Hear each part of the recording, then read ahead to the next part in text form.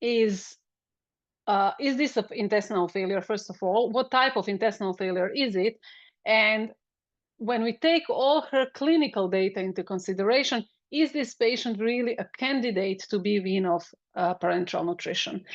So today I will try to go through the definition of intestinal failure to show a little bit what are the causes and prevalence of intestinal failure, what are the prognostic factors, how intestinal failure is clinically presented, and I will focus much more on nutrition and especially on enteral nutrition. So let's start with the definition. So we know by the definition that intestinal failure is actually reduction of gut mass or gut function below of minimum to sustain life and growth in children. And that actually results in dependence of parenteral nutritional support. And to fulfill the criteria for intestinal failure, it means that this needs to last at least 60 days within 74 consecutive days interval. So it means that children need to be on parenteral nutrition for at least two months. So when we talk about the classification of enteral nutrition intestinal failure, then we have three types. The first type is the actually very acute and temporary type. It means that patients will depend on parenteral nutrition for 1 month. However, when their illness resolves, usually recovering after the surgery, they will be able to tolerate all their feeds either enterally or orally. Type 2 is acute condition. It means that this condition will last for months or a year. However, some proportion of those patients will require the long-term parenteral nutrition longer than two months. However, they will be weaned off parenteral nutrition at the end. And type 3, I would say, is the most difficult one, is definitely permanent or very long-term parenteral dependency. And those are patients who are, together with the type 2, of course, are patients who require parenteral nutrition at home. So what is the prevalence of intestinal failure? Around 14 children per 1 million will have intestinal failure. So this is the prevalence. And incidence is 2 to 3 per 1 million per year. The one thing that I really want to make sure is that currently we should really treat the patients in a center that have a very low mortality rate. So patients who with intestinal failure really do not deserve to have high burden of complication and especially high rate of mortality. Most developed centers in the world and tertiary intestinal failure centers, they have a mortality rate which is lower than 5%, and we are actually aiming to have a lower than 2% mortality rate. What are the major causes of intestinal failure? Those are short bowel syndrome, majority of patients, followed by intractable diarrhea and intestinal motility disorders. So by the definition, short bowel syndrome is caused by the secondary loss of bowel, which can be either as a congenital absence that we see, for instance, in intestinal atresia, or following surgical resection due to, for instance, I don't know, necrotizing enterocolitis or volvulus. We also need to take into consideration that there are the proportion of patients, especially in pediatric age, we don't see that as much in adult age, are patients with ultra short bowel syndrome. So usually previously we would talk about the centimeters that are left. Now we are more focused on the percentage of the intestine that is left. So ultra short bowel syndrome is defined when there is a residual or small bowel length that is less than 10% of what is expected. So I previously stated what are the causes. So we have short bowel syndrome, and I will go through the short bowel syndrome causes later on a little bit. Different types of congenital enteropathy. So these are the typical example that we have the completely normal length of the bowel, but the bowel is not functioning. So there is no absorption of the nutrients. And the third cause is usually chronic intestinal pseudo-obstruction syndrome that can be caused by neurological or muscular intestinal disease, myopathy, neuropathy, and sometimes those patients are I would say, the most difficult ones to treat. As I previously said, the main cause is short bowel syndrome, and if you look at the percentage of patients, around 50% of patients will have gastroschisis, atresia, and atresia together with gastroschisis. followed by necrotizing enterocolitis, and then all other causes. So when we talk about intestinal failure and short bowel syndrome, in short bowel syndrome, we also have 3 types. The first type, which is enterostomy, it is the most difficult intestinal failure to treat, especially if we talk about the high output or high jejunostomy, and we will talk about a little bit about the management of high jejunostomy. That usually happens, as it was with our case that I presented, when you have a ganglionosis or you have a very, very extensive necrotizing enterocolitis, which luckily we don't see in that extent anymore. Type 2, we see a lot. Usually those are the patients with intestinal atresia, that you have jejunal-colonic anastomosis, and type 3, which is the easiest one to be treated, because in that type of short bowel syndrome, we have all parts of bowel present. So jejunum, ileum, ileocecal valve, and colon, and this happens in well and timely recognized midgut volvulus, because if midgut volvulus is not recognized on time, definitely we will lose much more than type 3 short bowel syndrome or very severe intestinal atresia. So what are the prognostic factors of short bowel syndrome or intestinal atresia? Usually we talk about the short bowel syndrome. So first of all, we need to know that for intestinal, that every bowel that is resected will undergo intestinal adaptation. And this intestinal adaptation will have 2 parts. One is hypertrophy. So we will have really anatomical changes of the gut. Gut will become dilated, the villows will be elongated, crypts will become deeper, and the mucosa will become thicker. But we also do have some functional adjustments as well. So we have more transport proteins per square surface. We will have more enzymes. We will have slower motility. And if you look at the figures of the gut that undergoes this adaptation, you will see really anatomical changes in the gut. So what will happen with the child who undergoes intestinal resection? So this child will come regardless of whether there is a nutrition in the lumen or not. To a certain extent, the bowel will adapt.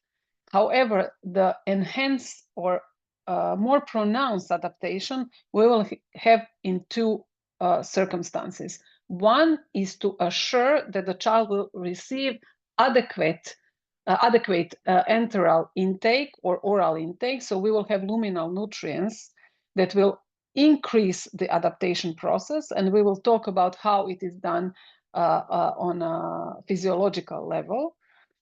And we know that the gut is the only organ that actually does not receive the energy and nutrients through the blood irrigation, but through the lumen.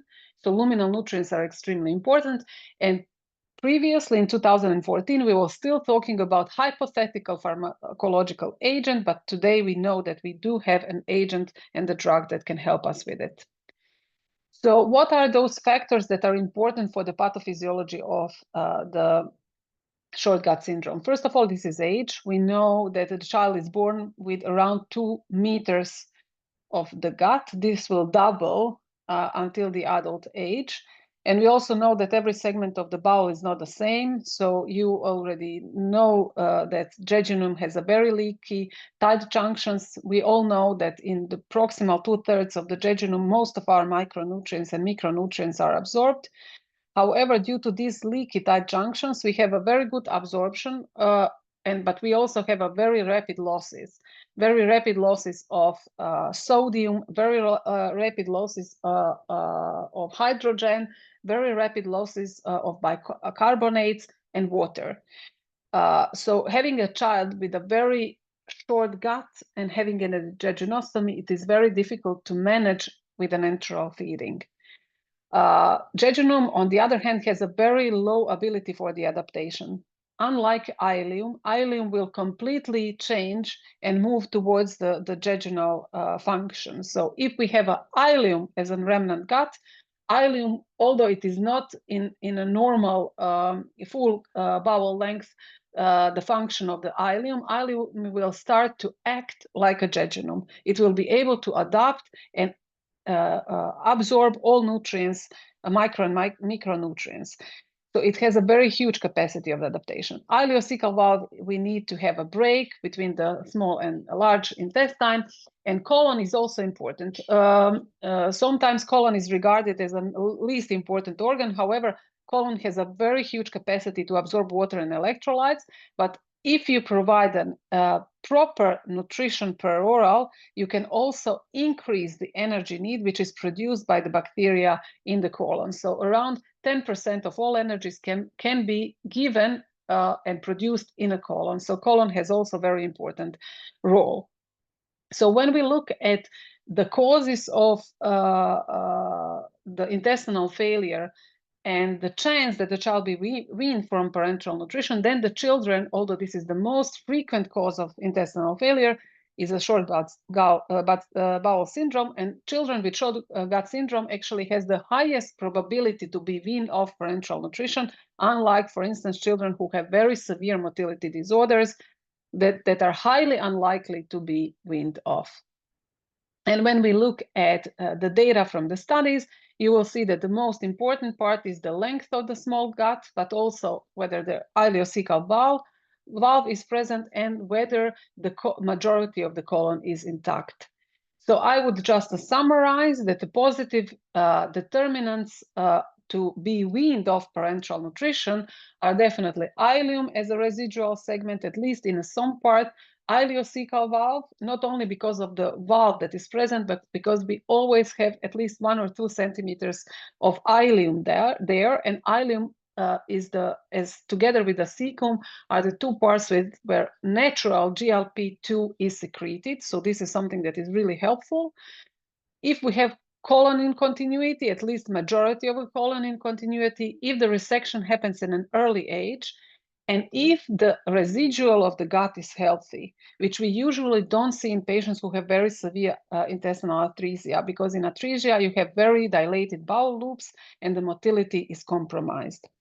And negative are completely opposite. Jejunum as a residual segment, high jejunostomy, resection after the first years of age, and dysfunction of the residual gut. And how short is still enough? So there are data showing that if you have more than 10% of the expected bowel length, you have a higher chance to be weaned off parenteral nutrition. And when this was referred to as a centimeters, children who have around 40 centimeters of short gut, they are really highly there is a really high chance that they will be weaned off. We talk about 15 to 20 centimeters with the colon. There is also a very high chance, if you treat the patients properly, that those patients will be able to be weaned off parenteral nutrition, because at the end, we expect them to have around 100 centimeters of a small bowel, which is enough for adults to live with. What is the clinical presentation? The clinical presentation is definitely depends on the bowel that is resected, because we know that micro and micronutrient deficiency depends not only on the length, but also on the part of the gut that is resected.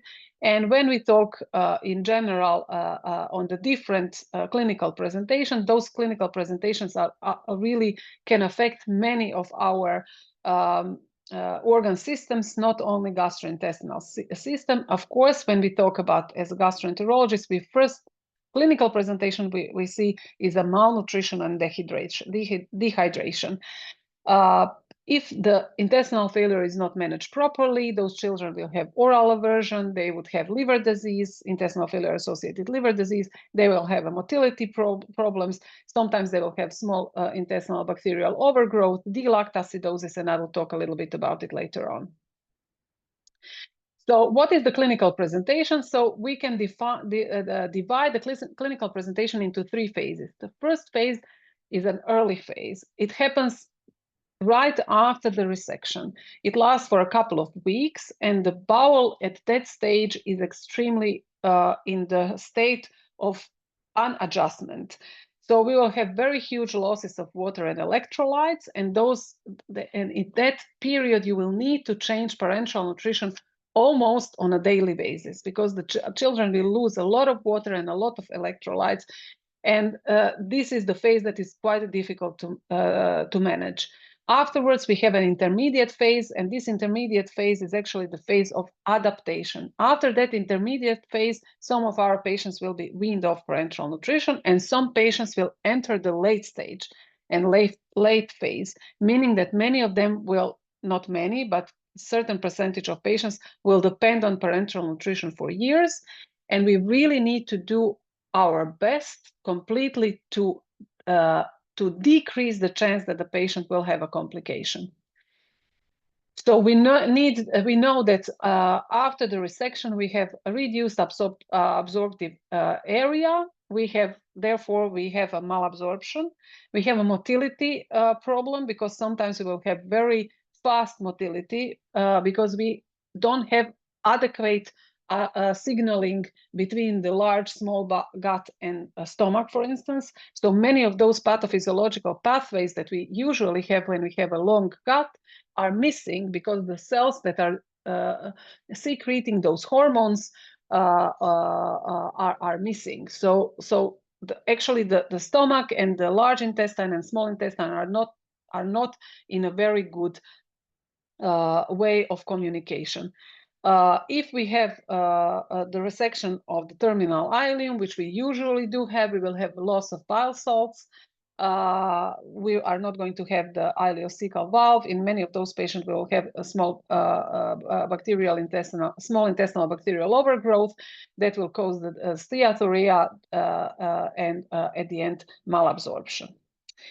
So how to treat those patients? So first of all, to treat the patient who has short gut syndrome or intestinal failure, we cannot manage those patients without having a proper parenteral nutrition. On that end, we need to maximize intestinal adaptation, especially in the first several months or years, in order to assure the best chance of our patients to be weaned off parenteral nutrition. And taking all that into consideration, we do need to do our best to prevent major complications. So to provide parenteral nutrition, we provide parenteral nutrition usually through, if we have a patient on a long-term parenteral nutrition, via tunneled and single lumen central line, because it has been shown that provision of parenteral nutrition decreases the infection risks. Parenteral nutrition in our patients needs to be tailored. Many of pediatric patients cannot be managed, who have short gut syndrome or intestinal failure, cannot be managed in pediatric age by standardized solution. So many of them will require the tailored, individualized bags for our patients. And we need to think about that. We need to put those patients on cyclical parenteral nutrition as soon as possible. So in our center, we do that around already at the second month of age. We waited longer previously, but now we know that we can do it safely earlier. And those patients need to be discharged on home parenteral nutrition as soon as possible. So at the age of 3 or 4 months, they should be at home already. They shouldn't stay in a hospital. So this is really an important message. I don't have enough time to talk about the parenteral nutrition, so I will really focus more on enteral intake.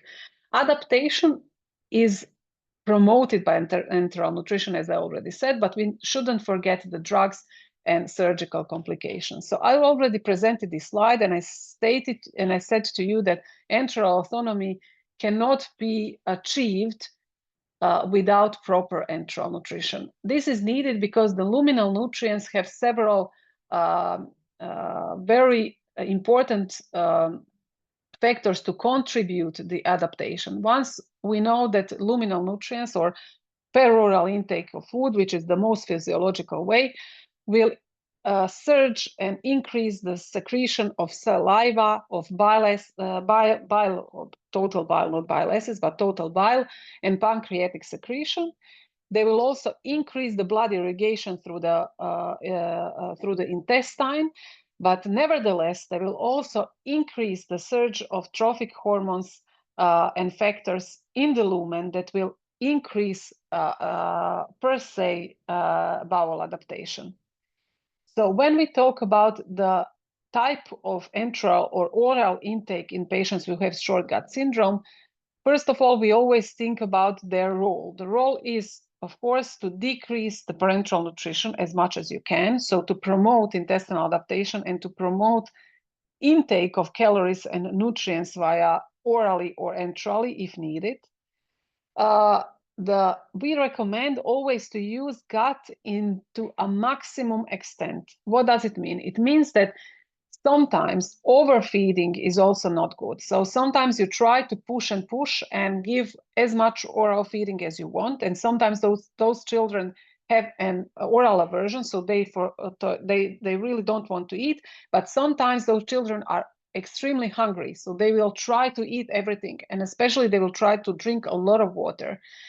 And that could be a negative factor because in some patients it will increase the small bowel bacterial overgrowth and worsen the outcome of the disease, meaning worsening the diarrhea and then worsening the dehydration and worsening the malabsorption. So it means that you need to follow up the output on the stoma or number of stools. And I will talk about the stomal output later on and how to manage the stomal output and knowing that you are pushing the boundaries too much. If the oral intake is fine, you don't have an increase in the stool output or increase in stomal output, then you can push a little bit more with oral intake. But if you have a worsening of the diarrhea, you should stop, go back and increase parenteral nutrition, because in long-term run, it will be a much higher benefit for your patient than pushing with enteral nutrition. So when we talk about the options, if we have an infant and the mother has enough milk and is willing to breastfeed, we will start with breastfeeding. If the mother cannot breastfeed and you have a human milk bank, you will also continue with the breastfeeding. If this is not possible, then you have three options: either to use extensively hydrolyzed formula, amino acid formula, or whole protein formula. In older children, polymeric formulas are usually fine and they are well tolerated. And I will show you the data for infants just a little bit later. And mode of the delivery is also important. We really want our children to eat orally, but sometimes this is not enough and we need to switch to enteral nutrition. So let's see the evidence on the type of formula. So these are all of the studies that were found in the literature on the type of formula that you can use in children who have short gut syndrome. So as you can see here, it is really a minority of patients included in those studies. There is no single relevant big study that compared the difference between the type of formula in infants with short gut syndrome. So your question can be, what then we can do? So what is the reason why would you use extensively hydrolyzed formula or amino acid formula over the whole protein milk formula? So first of all, children who have a short gut syndrome, they have a significantly higher risk of cow's milk protein allergy. And in many centers, including our center, we will start with extensively hydrolyzed formula. And if this is well tolerated, then we will try to switch to the whole protein formula. Nevertheless, extensively hydrolyzed formula also has one benefit.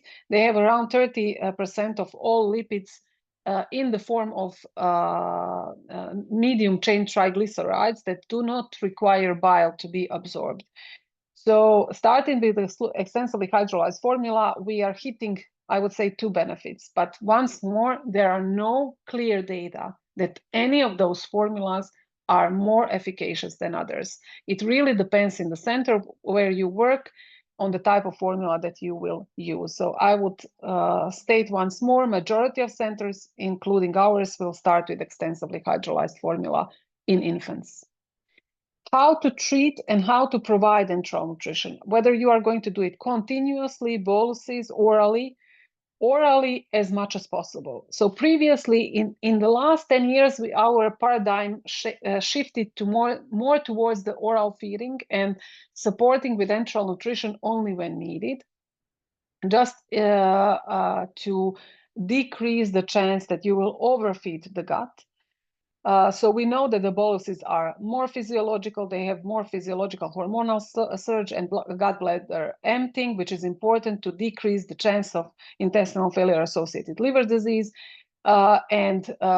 Please do not forget that many children, especially the children that we treated 10 years ago, they had a lot of oral aversions because they would have many of them NG tubes placed at an early stage, following by the gastrostomy. And we really need to know that we should promote oral feeding as much as possible in children who have short gut syndrome.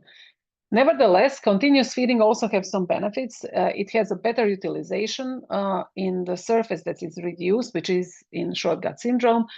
And osmotic load is better, and there are data showing that if you have continuous contact of the intestine with the food, that you can maximize the adaptation. So we would say that you will try to give food orally as much as possible. If the child is not able to meet the needs and you don't have a lot of output, then you can add on enteral nutrition, and then that enteral nutrition, if possible, should be provided via gastrostomy.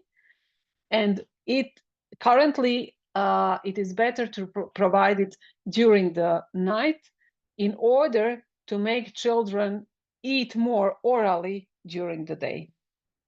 So what about the solids? We tend to forget that those children should have age-appropriate introduction of solids between 4 and 6 months of age. Keep in mind that in the children who have a very high resection of proximal jejunum, they could have a higher chance of lactose intolerance. So choose the formula which does not have a lactose, and then gradually increase the lactose in a food. Choose more soluble fibers over insoluble fibers, because soluble fibers that you find in fruits and vegetables, unlike insoluble, which you'll find in cereals and legumes, for instance. Soluble fibers, they had the capacities to slow the gastric emptying and overall transit time to the gut. We also use the complex carbohydrates, and soluble fibers are one of those, to increase if the child has a large gut, because in large guts, these soluble fibers can be used by the bacteria to produce short-chain fatty acids that can be absorbed and used as an energy source. What about the lipids? So long-chain triglycerides are definitely needed because they also provide essential fatty acids. They enhance the bowel adaptation, and they enhance the production of GLP-2 and peptide YY. That is important for something that we call ileal brake, meaning that they slow the motor function of the gut and slow the transit time. However, MCTs are directly absorbed. They do not require the bile, but keep in mind that if you increase the MCT use, that the child could have an osmotic diarrhea. So this is the fine-tuning between the gastroenterologist, dietitian, parents, and child to find a way and a proper enteral nutrition and solids that you will provide to the child. So I will just go through some tips and tricks of some clinical presentation and problems that we face in children who have short gut syndrome that are related to enteral nutrition. First of all, this is intraluminal bacterial overgrowth. So intraluminal bacterial overgrowth is quite frequently seen in children who have short gut syndrome due to bowel dilation, due to lack of ileocecal valve. And many of those children will have bloating, will have diarrhea. This will increase the risk of intestinal failure-associated liver disease and also increase the risk of food allergies. So how to prevent small intestinal bowel overgrowth? So first of all, provide enough fluids parenterally to decrease the dehydration and to provide enough nutrients. Usually, parenteral nutrition needs to be tailored in those patients. Don't forget overfeed, don't forget oral feeding, but also prevent and stop overfeeding, especially with carbohydrates. When child has symptoms of SIBO, we tend to use antibiotics, reduce the intakes of carbohydrates and sugar. Keep in mind that if it's something that is reoccurring and reoccurring and reoccurring, and you have a child with short gut, you should assess whether there is a dilation on some part of the small gut. And if there is a large dilation, more than 3 to 4 centimeters of the small gut, you should consider the surgical consult, because you can do the surgical modulation of the gut. And if there is a very slow motility, you should use the promotility agent. Another consequence of overfeeding sometimes and dilated bowel loops is delactacidosis, that is caused by the degradation of nutrients within the small gut, causing the high anion gap acidosis, that usually it is related to D-lactate, which we cannot measure in the blood. We need to send it to the metabolic laboratory to get it. But if you have a child with short gut syndrome who has some of the neurological symptoms I will show you later on, you should always, and this is the large anion gap acidosis, think about the delactacidosis, because those patients will have symptoms of somnolentia, so they will try to sleep as much as they can. They will be very irritable. They will have a slurred speech, and they will be extremely hungry. So the parents will come and say they are very, their mindset is completely changed. They are very nervous. They want to sleep, but they are also extremely hungry. They are putting everything into their mouth. And if this continues, of course, they will have more severe neurological symptoms. So in those patients, you should treat acidosis, giving the intravenous bicarbonate. Stop oral and enteral intake until this episode is over.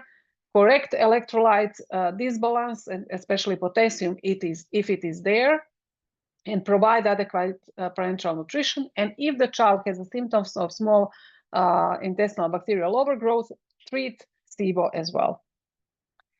Another issue that we see if we overfeed the child is high output stoma. So keep in mind that these are the data that you should aim to. More than 50 milliliters per kilogram per day in infants who have stoma, more than 1 liter in children up to 50 kilo, and in children above 50 kilo, more than 1.5 liter per day. In that regard, rehydration is extremely important. Watch for sodium. Look for sodium not only in blood, but also sodium in urine. If you have a child who has a double loop or split stoma, do the circulation of chyme from proximal to distal stoma to increase the absorption.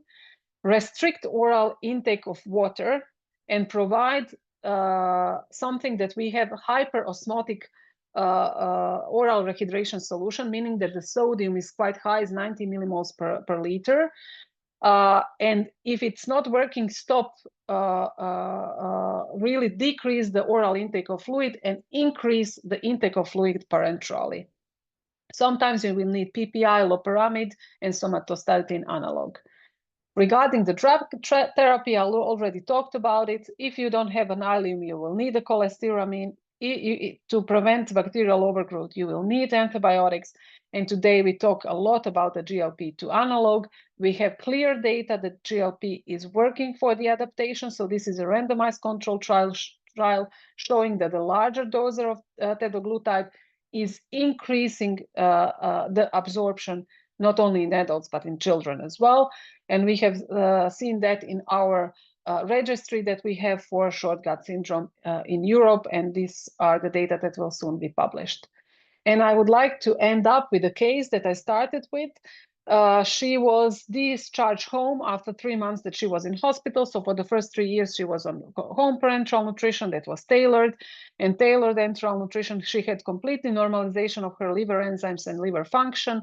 She didn't have any septic episodes later on, but we reached with her steady state. She was not moving at all. I was not able to decrease her parenteral nutrition at any point. So I have done the re-evaluation, and I have seen that she has a dilated distal part of her jejunum just before the jejunostomy, and we decided to perform the step procedure together with surgeon, and she ended up from 65 centimeters of jejunum to 93, and we were able to wean her off parenteral nutrition, and she continued to work to grow properly. She's now 4 years of parenteral nutrition. So I would say that my major conclusions are to treat the patients in specialized centers, use a multidisciplinary team. You cannot do oral or enteral nutrition with properly trained dietitians, so we really rely on them to tailor enteral and oral intake. You are not alone. Ask for the help from people who are around you. Provide adequate parenteral nutrition and oral and enteral intake, adequate medication, and adequate time. Don't forget the surgery, because surgery can really help you. And believe me, it is much easier to prevent all the complications than to treat them. This is the reason why when you look at the intestinal failure transplant, in the last year, we really have a decrease, because the management of intestinal failure significantly improved in the previous times. And these are some photos of my patients who are at home. And I cannot thank enough the team that I'm working with, which are my super colleagues that help me a lot in my daily practice. Thank you very much. Thank you so much for this great presentation. We have a couple of minutes for questions, if that's all okay with you. Sure. So we have a first question from Pinar. Based on your clinical experience, what strategies do you find most effective in enhancing enteral drug absorption in patients with the short bowel syndrome? So I would say that, I mean, the lessons that we learned through years is that, first of all, oral intake is something that is really important. So we didn't push, as we pushed for intake, but we didn't push for oral intake. I would say that developing the normal oral habits and oral skills is extremely important. So I would say that my first message would be to, although we have a patient who has short gut, try to treat the patients food-wise as they don't have a short gut syndrome. So you need to tailor oral intake and the type of food that they are eating, but please do promote the oral intake. We definitely depend on human milk, and human milk in infants is extremely important because it has epithelial growth factor in and many other factors that promote the adaptation. So push for human milk, if not in total, but at least partially. If human milk is not available from mother or a human milk bank, then I personally tend to start with extensively hydrolyzed formula, which I switch in whole protein formula in a couple of months if the child is growing properly. And don't forget to introduce the solids between the 4th and 6th months of age. This is also important because sometimes we tend to forget that and we continue with the liquid foods more prolonged than we would do in a child without any GI problems. Thank you. We have another question from Shalu. How do you manage high output stoma in a PN-dependent child but does not take anything orally? Okay, so if the child is not taking anything orally and there is a still high output through the stoma, there are two things that you should do first. One is to introduce the PPI to decrease the hyperacidity that many of those patients do have due to this break in a loop to decrease the secretion of gastrin. So add PPI, add loperamide, and if this is not working, then add somatostatin analog. And can you add loperamide like in any age or? Yes. We add loperamide in any age, even in infancy. Yes. And also another question from Geraldine. When do you recommend to use teduglutide in short bowel syndrome, or when is absolutely contraindicated? Okay, excellent question. So I would say that, first of all, teduglutide is not a magic bullet.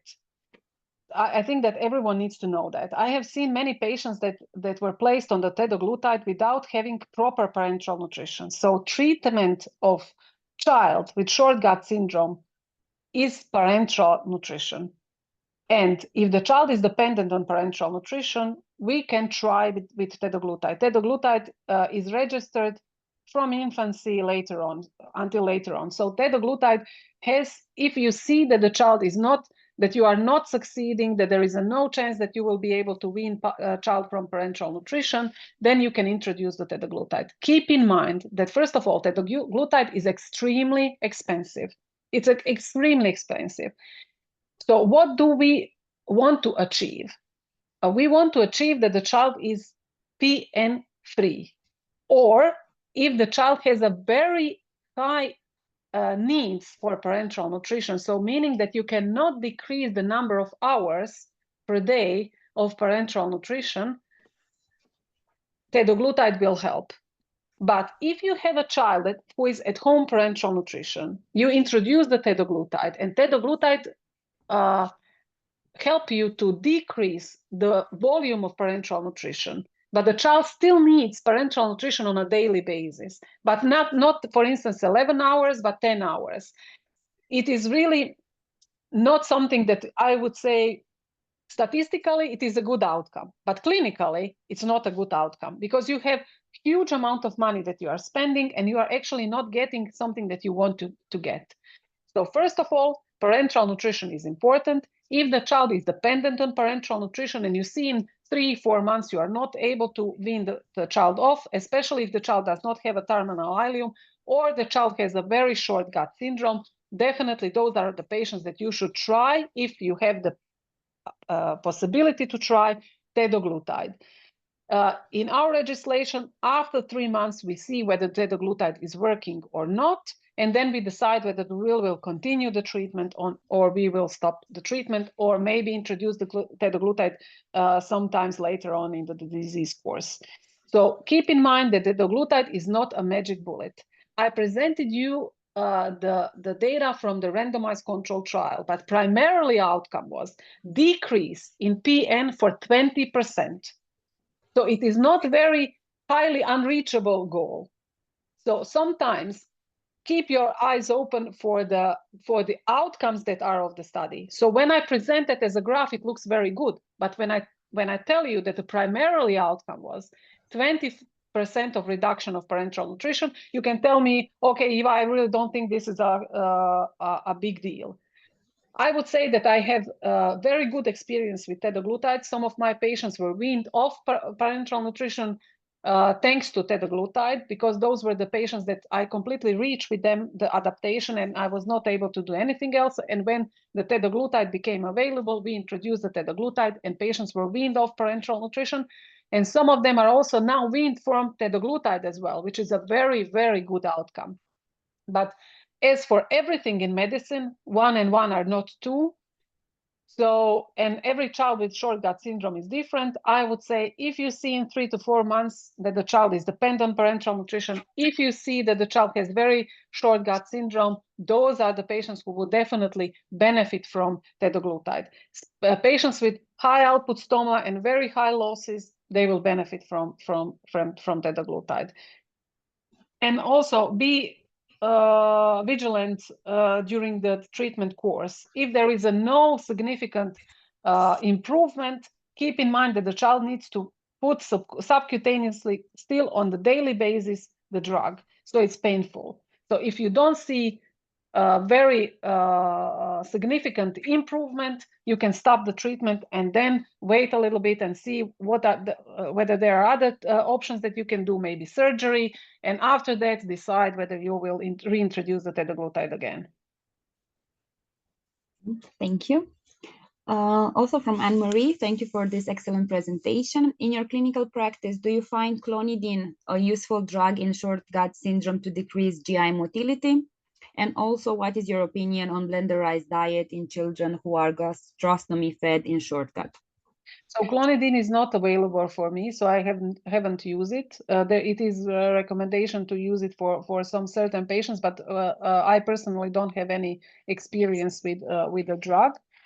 Regarding the blenderized diet, definitely I would say yes. If you have, we use more and more blenderized diet. We combine blenderized diet together with enteral formula. And I would say that I am really one of the spokesperson for the blenderized diet, at least in certain extent, not in whole extent, but in certain extent in a center who have very well trained dietitians in order to decrease the possibility of undernutrition from some micronutrients. So you need to have a vigilant dietitian to watch over child. But think about it that if you have the blenderized diet, it is really a whole food diet, and the matrix of the food is different than when you use enteral nutrition. But definitely the combination of enteral nutrition and blenderized diet maybe is more a safer way. Also, do you feel that high vitamin B12 levels can be a useful marker for SIBO? Okay, so first of all, the vitamin B12, it is a very good question. Vitamin B12 is quite in many patients who have short gut syndrome, in which you use vitamins on a daily basis, and you use that in all patients who receive parenteral nutrition. Vitamin B12 is usually elevated because in these soluble vitamins in vitamin products are in a quite high extent. So it is very difficult to determine whether this is the cause by SIBO or it is caused by just the application of parenteral vitamin B12. So I wouldn't say that this is one marker that can be used as a SIBO marker. In older children, we use the breath test, but I think that the most important are clinical data. So you will have the distension, a lot of gassiness, diarrhea that is much more pronounced, slightly elevation of liver enzymes. So all those are data that indicate that the child has small intestinal bacterial overgrowth. Also another question, GLP, I think maybe teduglutide is allowed even for infants, and yes, is there a dose is recommended? I think 0.05 milligram per kilogram per day. Yes, and also another question from Yaniv. Should we account oral intake when calculating the total daily caloric requirements? Sorry, can you repeat the question? Should we account oral intake when calculating the total daily caloric requirements? Oh, that's a very good question. It is always a question, are you going to calculate this, and taking into consideration that the child has a lot of diarrhea, for instance. So we usually tend to calculate that. We calculate what is the oral intake to sum up the kilocalories that are that the child is using. You cannot do the indirect calorimetry to measure what are the needs in every child, but you can calculate that, of course, based on the equations and taking into consideration body mass. We take that into account. However, we always want to see that there is a growth improvement. And if there is a growth improvement, in that way, we can decide whether this calculation is really correct. So probably it's not like in a typical child that you provide a meal of, I would say, 200 kilocalories, that these 200 kilocalories will be utilized at the same way. But unfortunately, we do not have any way to calculate how much the child actually is using from it. So we calculate oral intake as the child is typical, but we measure the growth, and then we increase at least for 20 or 30%, which usually children who are weaned off parenteral nutrition, they will require higher intake. And sometimes when you wean them off, they will require nocturnal enteral feeding because they cannot feed that certain amount of calories through the day. And I think we have time for just the last question. Thank you for your wonderful presentation. In patients with short bowel syndrome or high output stoma, how do you practically manage trace element and electrolyte supplementation? In daily practice, it's often difficult to find single element parental products like selenium, zinc, copper. Do you have any practical tips or protocols for managing these deficiencies when commercial products are not available? So usually electrolytes are problematic. So usually you need to take them into the parenteral nutrition bag. We use, if I may be completely frank and honest, we use Pediatric for the smaller children and Adamel for the older children as a trace elements and minerals supplementation, which is usually enough and has a combination of all trace and micronutrients that the child needs.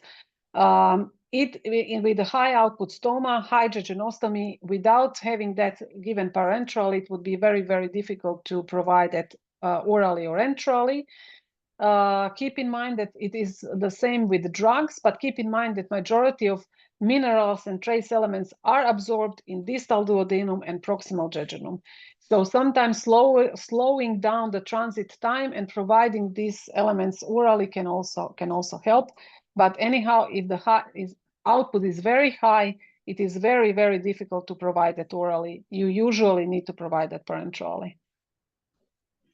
Okay, so I think that our time is up, unfortunately. Thank you so much for this great presentation and for all the explanations and all the tips and tricks. And I would also like to thank all the participants for joining us today. And I wish you a great week. Thank you very much again. And I would like to see you for the next webinar. Thank you, Mara. Thank you very much for the kind invitation, and I would like to thank all participants which they come in such a high number, and I hope I managed to at least partially fulfill your expectations. So thank you very much. It was a pleasure. We had a record number. We had like 88 participants today, so that's the highest number. Yeah. So you choose a relevant subject, probably. Thank you so much. Thank you. Thank you. Have a nice day and evening. Bye-bye. Bye-bye.